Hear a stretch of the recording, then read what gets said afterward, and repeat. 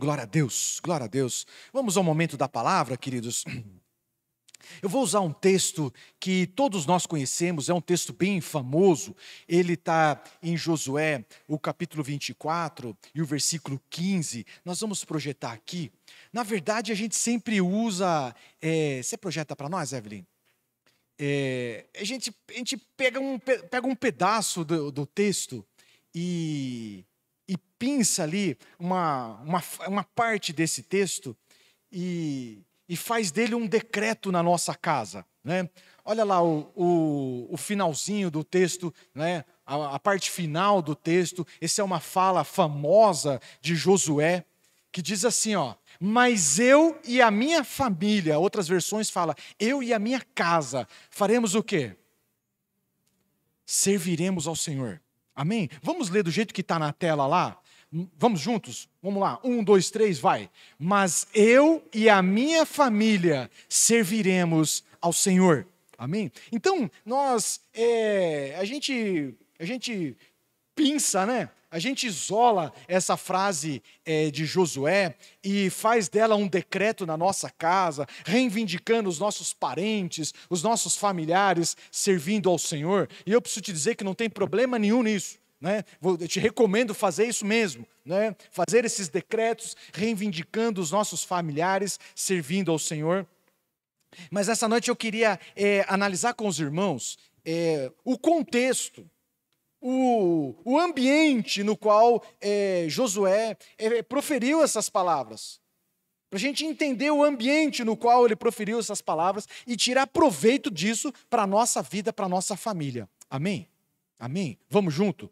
Tá firmeza? Você me anima daí que eu te incentivo de cá. Vamos pregar juntos? Então, para entender esse contexto, o contexto, em que condição, em que situação, em que ambiente, em que realidade, né, Josué proferiu essas palavras. A gente precisa voltar um capítulo para trás, que é Josué 23, o versículo 1. E aqui já vai começar a dar uma percepção a nós do que estava rolando. Você projeta para nós, Evelyn? Passado muito tempo, depois que o Senhor concedeu a Israel descanso de todos os inimigos ao redor, Josué, agora velho, de idade muito avançada. Então aqui já nos dá uma noção do que estava rolando quando Josué proferiu: eu e a minha casa serviremos ao Senhor. Então aqui nós já temos alguns detalhes. Um dos detalhes é que Josué já era muito velho, de muita idade. Josué já estava no final da sua vida. Então, queridos, na minha versão, na minha Bíblia, fala assim: despedida de Josué. Parece que essas eram as últimas palavras de Josué. Outras Bíblias falam assim: palavras finais de Josué. Então, sabe o que é? Esta fala de Josué está num contexto de quem vai estar fazendo um balanço da própria vida. E eu gosto muito dessas últimas palavras. De qualquer personagem. De qualquer personagem. Pega as últimas palavras de Paulo, as últimas palavras de Jesus. É muito legal. Sabe por quê? Porque as últimas palavras de uma pessoa sintetiza a sabedoria de uma vida. É isso. Então, fazendo um balanço da sua vida, Josué está fazendo uma síntese de tudo que viveu. E aqui ele solta uma palavra sábia de instrução. E é nesse contexto. É nesse contexto de final de vida. Um outro ponto importante é que Israel vivia um tempo de paz. O Senhor concedeu a Israel descanso de todos os inimigos. Sabe o que é? Não tinha mais guerra, não tinha mais inimigo botando pressão, não tinha mais ameaças, não tinha desafios. Era um tempo de tranquilidade. Então temos 2 ingredientes aí. E o terceiro ingrediente, sabe o que é? Josué, na sabedoria dele, percebeu que Israel, o povo de Deus, estava vivendo um tempo de frieza espiritual. Mornidão, frouxidão. Então aqui tem uma observação muito importante e já cabe uma aplicação a nós. Cutuca o irmão do teu lado aí e fala assim: se liga. Aqui tem uma aplicação para nós.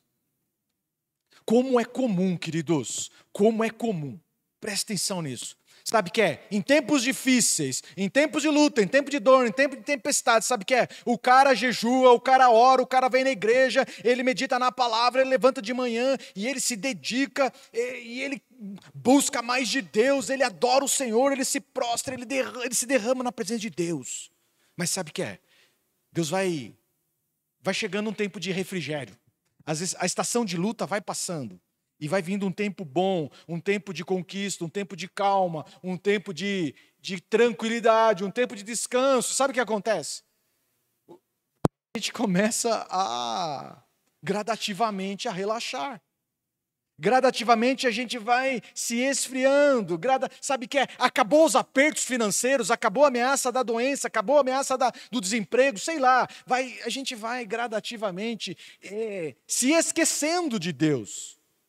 Era isso que estava acontecendo com Israel.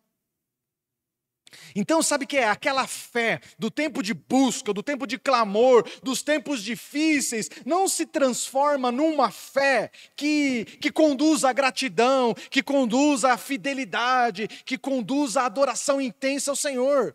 É impressionante. E Josué percebeu isso, é exatamente isso que Josué percebeu. Ele percebeu essa frouxidão espiritual. Então Josué vai provocar Israel, vai confrontar Israel, do tipo assim, se liga aí, não pode ser assim. É esse o contexto. E agora a gente vai ler um texto maior para que você possa entender da onde que a gente pinça, né, essa frase ilustre de eu e a minha casa serviremos ao Senhor. Nós vamos ler então Josué, o capítulo 24, eu vou ler o versículo 15, depois eu pulo para o 18 e vou até o 22. Né? Então, vamos junto, se quiser olhar na tela, vale, se quiser olhar na tua Bíblia também está valendo. Então esse aqui é o versículo 15. Olha lá a provocação, olha lá o confronto que Josué, percebendo que o povo está numa mornidão, está numa frouxidão espiritual, ele vai fazer. Se, porém, não lhes agrada servir ao Senhor, escolha hoje a quem irão servir. Aos deuses que os seus antepassados serviram além do Eufrates, ou aos deuses dos amorreus em cuja terra vocês estão vivendo. Mas eu e a minha família serviremos ao Senhor. A gente vai para o versículo 18, eu já vou pegar lá no meio, lá no nós, é o povo respondendo. Mas, filho, decide, vai servir a Deus ou vai servir aos deuses? Decide a quem vocês vão servir. Na minha casa a gente já está definido. Nós serviremos ao Senhor com fidelidade. E aí o povo vai responder. Nós também serviremos ao Senhor, porque Ele é o nosso Deus. Pode passar. Josué disse ao povo, olha isso. Vocês não têm condição de servir ao Senhor. Ele é Deus santo, Ele é Deus zeloso. Ele não perdoará a rebelião e o pecado de vocês. Se abandonarem o Senhor e servirem a deuses estrangeiros, Ele se voltará contra vocês e os castigará. Mesmo depois de ter sido bondoso com vocês, Ele os exterminará. O povo, porém, respondeu a Josué, de maneira nenhuma, nós serviremos ao Senhor. Disse Josué, então, vocês são testemunhas contra vocês mesmos de que escolheram servir ao Senhor. Somos, responderam eles. Do tipo assim, nós somos testemunha mesmo, está tudo certo. A gente está bem consciente do que a gente está fazendo. Então, esse é o contexto. Esse é o contexto dessa fala de Josué. E eu vou sintetizar ela aqui para os irmãos bem de um jeito nosso. Né? Josué vira para o povo e fala assim, vocês não têm condição de servir a Deus.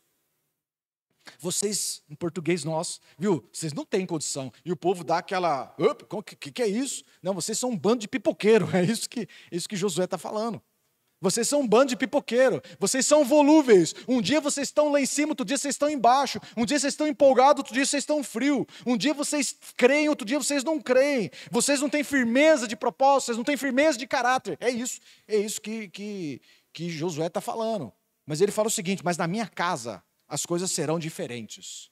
Siga como vocês quiserem, mas na minha casa será diferente. Eu e minha casa serviremos ao Senhor. É isso. Entende? Esse é o contexto. Esse é o contexto. Então, um resumo, né? Num tempo de paz, de tranquilidade, de refrigério, Israel vai gradativamente entrando numa frieza espiritual, numa tranquilidade, e Josué se faz o chato. O povo está todo mundo querendo dormir espiritualmente, e Josué, no fim da vida, já velho, se faz de chato, o famoso profeta. Dá um chacoalhão. Então ele confronta, presta atenção nisso, ele confronta a frouxidão e posiciona a família dele.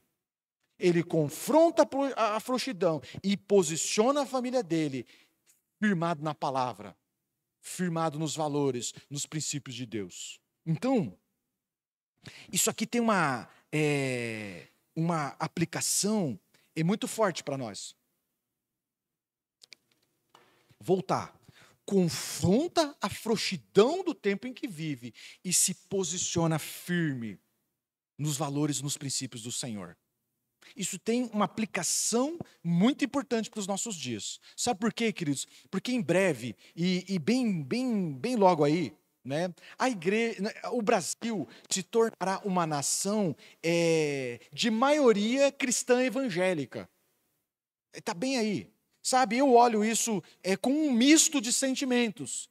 Por um lado eu fico empolgado, muito empolgado, seremos a maioria de cristãos evangélicos nesse país, mas por outro lado eu fico meio preocupado. Fico meio preocupado, porque nós já percebemos na nossa nação uma frouxidão espiritual. Já surge nos nossos dias um embrião vários embriões de evangelhos falsos, de evangelho misturado, que eu chamo de evangelho misturado. E tem um pouco de Deus, mas também tem um pouco do mundo, para não ficar assim muito chocante. Sabe, tem um pouco de Bíblia, mas também precisa ter um pouquinho de filosofia. Para alguns, e já nos nossos dias, é reflexo dessa frouxidão. Nos nossos dias, parece que a Bíblia, queridos, já não é mais o suficiente para sustentar uma pregação. Não, a Bíblia é muito dura. Textos como esse que eu estou lendo aqui, falas como essa que eu estou lendo aqui, as igrejas dos nossos dias não conseguem ouvir. Nossa, que fala dura. É um tempo de frouxidão. Então, a Bíblia para alguns, parece não ser mais o suficiente. Então, a Bíblia precisa ser adoçada. A Santa Escritura precisa ser adoçada com um pouco de autoajuda, um pouco de piada, um pouco de ciência, de filosofia, de coach, para ficar, sei lá, mais agradável. Então, nós estamos vivendo num tempo em que não há mais oposição à fé. Não, você pode ser crente, claro que pode. Mas pode. Só não seja um crente radical. Só não seja um radical religioso. Só não seja um crente fervente, cheio do Espírito Santo, porque esse é meio esquisito. Seja um crente light. Assim, tipo, meio frio, meio quente, morno. Bem do jeito que Deus detesta. É isso. Esse é o tempo que vivemos. Esse é o tempo que vivemos. Então, queridos, uma família, eu mesmo. Uma família que entende o seu papel de protagonismo naquilo que Deus vai fazer, no avivamento que Deus vai trazer, e é isso que Deus tem ministrado a nós. E é por isso que nós estamos com alguns projetos aí simples, mas que visa nos alinhar com esse plano de Deus. Então, uma família que entende o seu papel de protagonismo naquilo que Deus há de fazer nessa nação, ela não pode se conformar. Ela precisa se posicionar favorável aos princípios e valores de Deus. Mais do que nunca, eu e você precisamos dizer assim: eu e a minha casa serviremos ao Senhor. Mais do que nunca. Nós precisamos nos posicionar, queridos, hoje. É hoje, não é para amanhã. Não é assim, pastor, sabe o que é? Os meus filhos são muito pequenininhos, eles nem entendem. É claro que entendem. A gente vai cochilando e o mundo vai discipulando os nossos filhos. Precisamos nos posicionar hoje favoráveis a um crescimento da fé da nossa família. Então, queridos, sinceramente, o que o Senhor tem tocado profundo no meu coração é que precisamos assumir atitudes práticas. Fala comigo, atitudes práticas, vai. práticas, para trazer crescimento à nossa casa, aos nossos filhos, à nossa família. É prático. Sabe por quê? Porque pregação nós temos de monte, ensino, curso, treinamento nós temos de monte. Não nos falta. Nós precisamos de atitudes práticas, objetivas. O que eu faço? Como eu faço? Né, para gerar esse crescimento espiritual na minha família, na minha casa, nos meus filhos, para espantar essa mornidão, essa frouxidão, esse evangelho light, esse evangelho misturado de dentro da minha casa. É isso. Então, eu queria ampliar com os irmãos um pouquinho acerca dessa fala de Josué. Serviremos ao Senhor. Fala comigo, serviremos. Vamos entender um pouco mais o que é essa ideia de serviremos ao Senhor. Sabe por quê, queridos? Porque assim, nós geralmente aplicamos essa palavra, né? Eu e a minha casa serviremos ao Senhor. E em boa parte das vezes, nós aplicamos na ideia de salvação. Eu e a minha casa seremos salvos. Eu e a minha casa adoraremos ao Senhor. E a gente aplica na ideia de salvação.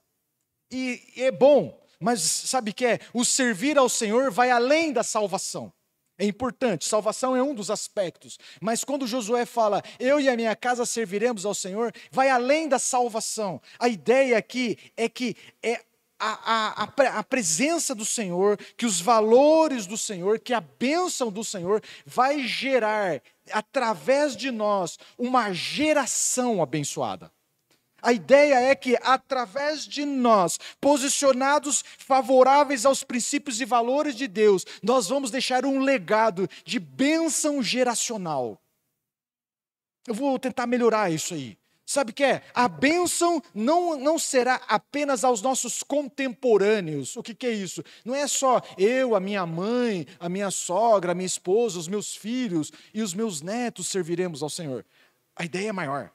É uma geração, é gente que será abençoada, descendentes meus, é o meu bisneto, o meu tataraneto, o meu tatataraneto, gente que eu não vou conhecer, mas que será abençoado em razão do meu posicionamento favorável aos princípios de Deus. Eu e a minha casa, eu e a minha descendência serviremos ao Senhor. Amém? Vamos ampliar essa ideia de servir ao Senhor.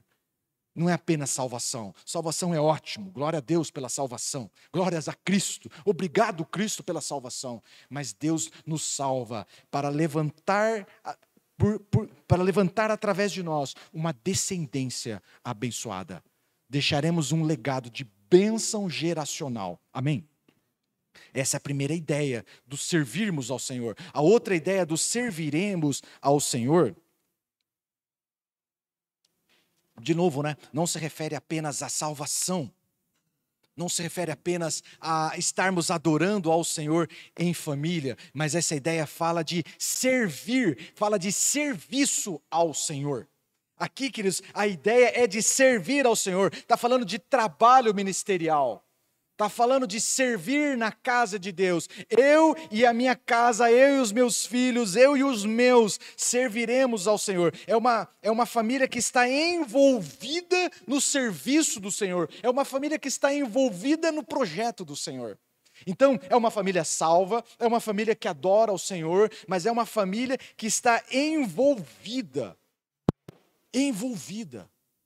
no projeto do Senhor. Envolvida, construindo, trabalhando para o crescimento do reino. É pais e filhos trabalhando juntos, construindo para o reino do Senhor. Amém? Isso é uma alegria, isso é uma bênção desta palavra. É uma bênção dessa palavra. Então, filhos que ao nosso lado serão treinados. São filhos que serão inspirados por nós, treinados por nós. Fala assim, por mim, fala aí, por mim.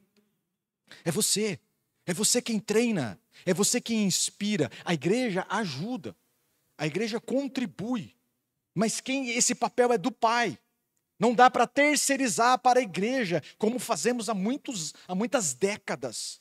É o pai quem inspira, é o pai quem treina, e uma hora dessa a gente envia para que eles possam formar uma nova família abençoada. É o que está fazendo aqui, ó. Jorge e Evelyn estão sendo enviados pela família deles para formar uma nova família, com a bênção da família, com a bênção da família biológica, da família de Cristo, com a bênção da igreja, para constituir uma nova família e assim gerar um legado de bênção geracional.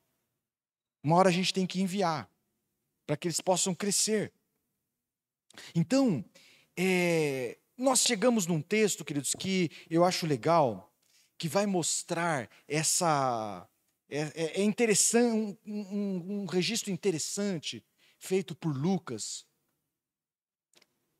Quem escreveu o livro de Atos foi Lucas, amém? Para a gente ficar na mesma página. Então, vamos ler esse texto, Atos 21, do versículo 8 ao versículo 9. São 2 versículozinhos só, mas vai fechar muito disso, do que a gente tem pregado aqui. Fala comigo, eu e a minha casa serviremos ao Senhor. Esse serviremos agora está ampliado na tua cabeça, né? Serviremos ao Senhor não é mais só salvação, agora está ampliado. Vamos ler esse texto aqui, Atos 21, versículo 8 até o versículo 9. Aqui é Paulo. Paulo está a caminho de Jerusalém. Partindo no dia seguinte, chegamos a Cesareia e ficamos na casa de Filipe, o evangelista, um dos 7. Ele tinha 4 filhas virgens que profetizavam. Então, eu vou apresentar para você aqui Filipe, caso você não conheça. Filipe, queridos, é um daqueles diáconos escolhidos, junto com Estevão, para servir na distribuição dos alimentos para as viúvas. Então, Estevão você conhece, né? Morreu apedrejado e teve uma recepção gloriosa pelo Senhor, uma passagem linda que fala que Jesus estava em pé ao lado do Pai para recebê-lo, né? Então, Filipe era par, né? Eram 7, né? Filipe era par de Estevão. Só que Filipe se dedica ao ministério evangelístico. Então, se você for dar uma olhada lá no capítulo 8 de Atos, Filipe está na cidade de Samaria, exercendo o pacote completo de um ministério evangelístico. Ele está lá ministrando salvação, está lá ministrando cura e libertação. Então ali a gente percebe um fluir poderoso do Espírito Santo sobre a vida de Filipe. Uma multidão fica impactada pelo que Deus estava fazendo na vida desse rapaz. E Paulo, nessa viagem até Jerusalém, decide passar, porque ninguém é de ferro, botar o papo em dia e tomar um cafezão, né, na casa de Filipe. Fala para o teu irmão, não está na Bíblia, fala. Me permita, a minha mente é assim, bem criativa. Então agora, chega lá, apóstolo Paulo, cheio de história para contar. Deixa eu falar uma coisa para você. Todo evangelista é um cara animadão. Né? Animadão. Conta história, falador. Todo evangelista. Não conheço um evangelista apagado, quietão, corujão, só presta atenção. Não. Todo evangelista é falador. Então, essa conversa aqui entre o apóstolo Paulo e Filipe rendeu. Eu queria estar lá para ouvir. Imagina o apóstolo Paulo contando o que muito não está escrito, né? Nos livros, nas cartas de Paulo, contando dos feitos, do que Deus estava fazendo através do ministério dele, contando dos planos. E Filipe fala assim, não dá um tempo aí, deixa eu falar também. Né? Toma um café aí, Paulo, deixa eu falar um pouco. Né? E contando também do que Deus estava fazendo. Bom, eu não estava lá, mas Lucas estava. Olha que bênção. Só que acontece que Lucas registrou 2 versículos só. Rapaz, podia ter escrito um capítulo dos fatos ali, mas Lucas me registra 2 versículos só. E eu estava lendo isso e falei assim, Lucas, me ajuda aí. Quanta história boa deve ter acontecido, mas Lucas fala que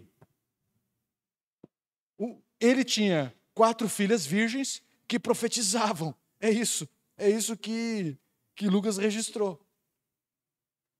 Podia ter escrito um capítulo inteiro com as histórias boas que tinham ali. Mas é isso que ele colocou. E aí, queridos, meditando nisso, Lucas percebeu algumas coisas e sintetizou muito do que percebeu nesses 2 itens. Filhas virgens que profetizavam. Lucas discerniu o ambiente daquela casa e escreveu: filhas virgens que profetizam. E meditando nisso, a ideia de filhas virgens é que as meninas não eram casadas, aguardavam casamento. Não sei se estavam encalhadas, eu não sei se era um voto, não sei. Mas elas não eram casadas. E, obviamente, que o Lucas não está registrando apenas o fato delas não serem casadas. O que eu percebo aqui é que Lucas está dizendo o seguinte, queridos, que essas meninas eram meninas de princípios e valores. Fala comigo, princípios e valores. Lucas percebeu que Filipe conseguiu transmitir às suas filhas os princípios e os valores que guiavam a sua vida. Não precisou muito, naquele converseiro todo ali, né? Lucas percebeu, essas meninas possuem os mesmos valores, os mesmos princípios, a mesma paixão por Deus que seu pai. Isso pode parecer pouco, mas quem é pai sabe que esse é um grande desafio. Educar os nossos filhos nos mesmos princípios e valores que temos é um desafio. Filipe conseguiu. Filipe conseguiu. E Lucas registrou. O outro item, as filhas eram só de princípios e valores ou tinha algo mais? Profetizavam. Profetizavam. Profetizavam. O que o Lucas está registrando aqui, queridos, é algo importantíssimo. Estas meninas, as filhas de Filipe, estavam debaixo do mesmo mover espiritual que o pai delas viviam. Elas fluíam no mesmo poder do Espírito com o qual o pai delas fluíam. E aqui cabe um parêntese. Elas estavam conectadas no mesmo mover do Espírito com o qual o pai delas estava conectado. É isso. E aqui cabe um parêntese. Porque às vezes, queridos, nos deparamos com lideranças usadas por Deus, profundamente usadas por Deus, reconhecidamente usadas por Deus, e há um grande fluir da presença de Deus na vida dessas pessoas, mas as suas famílias não estão debaixo da mesma unção, do mesmo mover. Quando você conhece a família, são famílias apagadas. Não se vê o mesmo fogo do Espírito na esposa, não se vê o mesmo fogo do Espírito nos filhos. Na casa de Filipe, não. Eles estavam debaixo da mesma unção, debaixo do mesmo poder. As filhas profetizavam. Então, sabe o que é? Filipe era uma bênção para os de fora. Filipe fluía num poder espetacular de Deus para os de fora. Era um abençoador para os de fora. Mas também era uma bênção para os de dentro. Para a sua própria família. Para a sua própria família. Então, este é um grande desafio. Porque às vezes, queridos, a gente se depara com líderes, é um desafio de todos nós, não adianta a gente disfarçar. A gente se depara com líderes que têm grandes dificuldades de viver o mesmo fluir ministerial, que ele flui aqui no palco, que ele flui no púlpito, que ele flui aonde o Senhor o leva, ele tem uma dificuldade de fluir igualmente na casa dele. Eu conheço líderes que têm dificuldade de orar com a sua esposa. Orar pela é fácil. Senhor, abençoe a Renata, no nome de Jesus. Eu estou aqui, ela está lá longe. Senhor, abençoe os meus filhos, que o Senhor os guarde, derrama a unção do teu Espírito, isso é fácil. Orar por é fácil. O desafio é orar com. Vamos orar, família. Junta aí, vamos orar. Conheço vários líderes, queridos, que fazem isso com muito esforço. Não flui, trava, a coisa não avança, parece que não é confortável. Na casa de Filipe era diferente. Na casa de Filipe era diferente. O mesmo mover do Espírito que Filipe fluía na igreja, ele também fluía em casa. Olha que benção, olha que benção. Então, este é o desafio para nós. Fala para o teu irmão, esse é o nosso desafio. Uma casa que serve ao Senhor, não só na igreja. Uau! Uma casa que serve o Senhor em casa. Fluir, mover, no mover do Espírito na igreja, mas também em casa, com a mesma intensidade, com a mesma unção, com a mesma vibração. É para isso que Deus está nos chamando. Se vem um tempo de mornidão, se vem um tempo de dificuldade, se vem um tempo de tranquilidade, onde muitos podem dormir espiritualmente, nós vamos fazer desse discurso de Josué o nosso: eu e a minha casa serviremos ao Senhor, a minha família será uma família de princípios e valores, que flui no poder do Espírito de Deus, tal como Filipe. Amém? Amém? Então, eu percebo algo muito interessante no nosso meio, e aí vem a aplicação para nós.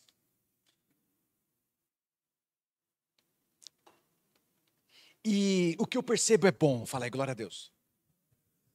Eu tenho uma boa notícia,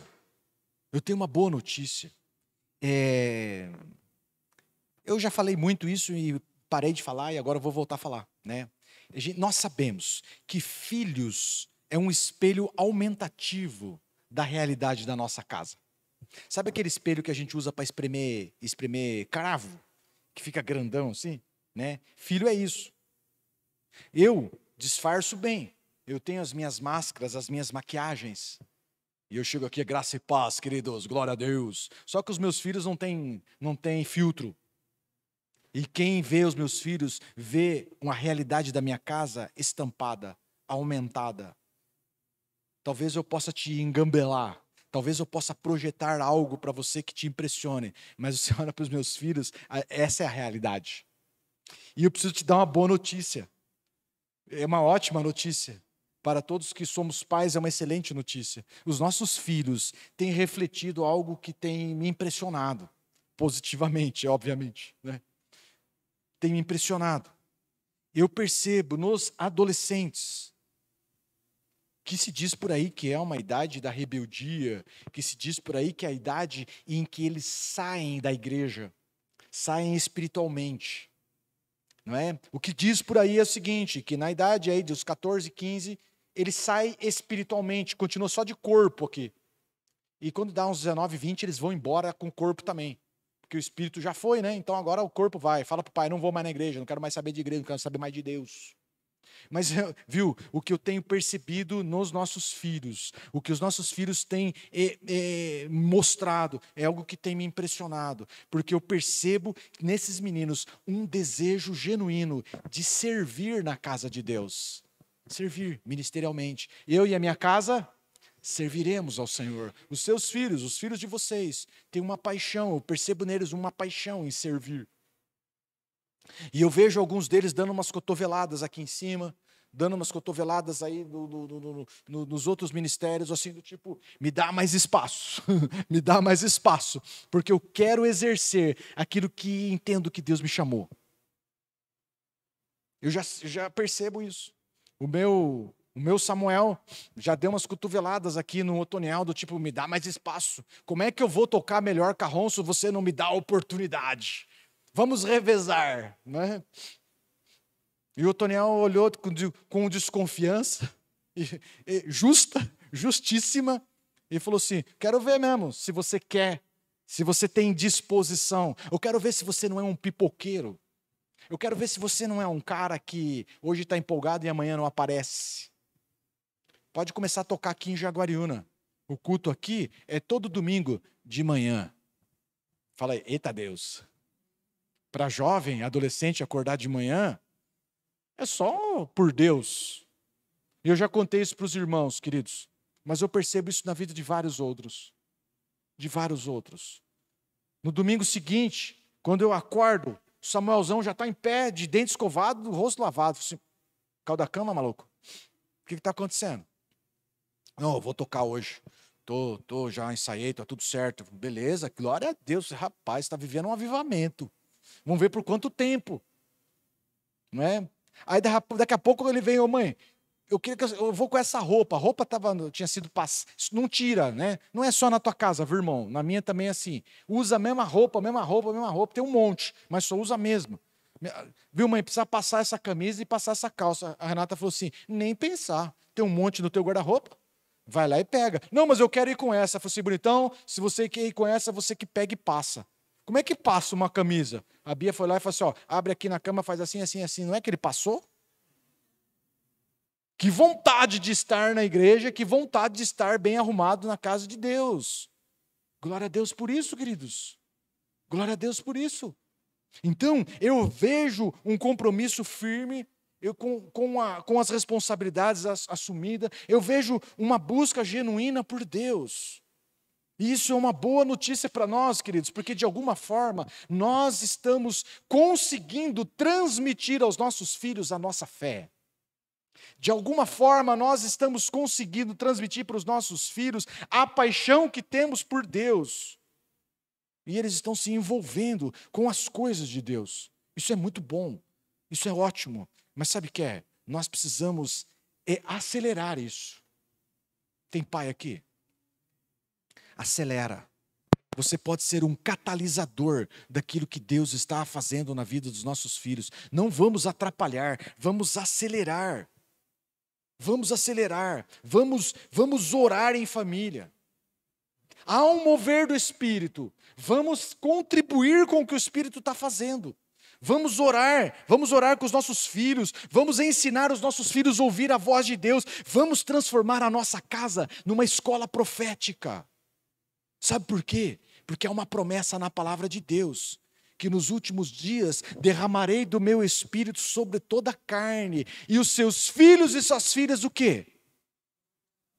Profetizarão. Profetizarão. Nós seremos uma casa, família de princípios e valores, onde os nossos filhos profetizam, falam da parte de Deus, tal como na casa de Filipe.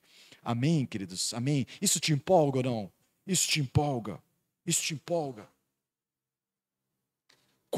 Transmitindo a fé para a próxima geração. Então, nós vamos precisar nos organizar. Eu não sei qual é a rotina da tua casa, eu de alguma forma eu quero contribuir com isso. Mas o Senhor te estabeleceu como sacerdote aí. Então, organize de alguma forma para que nós possamos fazer crescer, contribuir com o que o Espírito está fazendo na vida desses meninos. Então, deixa eu te dizer.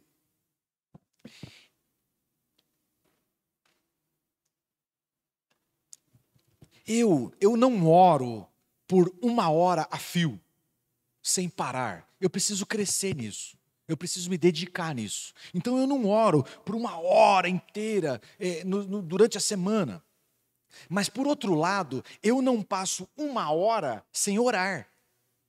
Eu estou o tempo inteiro falando com Deus. Eu estou trabalhando e falando com Deus.